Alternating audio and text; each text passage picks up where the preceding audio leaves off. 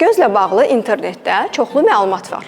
Gəlin biz baxaq görək bunların hansı həqiqətən doğrudur, hansı isə mifdir. Gözə çay qoymaq. Çayın tərkibində kofein və tanninlər var. Bunlar isə damar büzücü təsir göstərir. Ona görə gözdə olan qızartını aradan qaldırır. Amma bu müvəqqətidir. Gözdə olan hər hansı bir infeksiyanı isə tamamilə yox etmir. Hətta çay özü steril olmadığı üçün gözə əlavə infeksiya da sala bilər. Limon. Gözə limon damızdıranlar da var. Limonun tərkibindəki turşular isə gözün buynuz qışasında yaralar əmələ gətirir və ciddi narahatçılığa səbəb olur. Hətta bir pasiyentim gözünə bal tökmüşdü.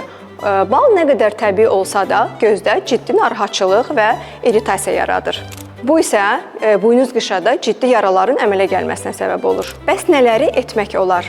Gözə soyuq kompres qoymaq olar. O, gözdəki ödemi, şişkinliyi aradan qaldırır və rahatlatır. Gözaltı qaralmalar və şişkinliklər üçünsə yalnız sertifikatlı kosmetik vasitələrdən istifadə etmək olar. Onların tərkibindəki kofein gözaltı qaralmaları aradan qaldırır. Unutmayın, internetdə oxuduğunuz və gördüyünüz hər bir məlumat doğru deyil. Doğru məlumatı ancaq həkiminiz verə bilər.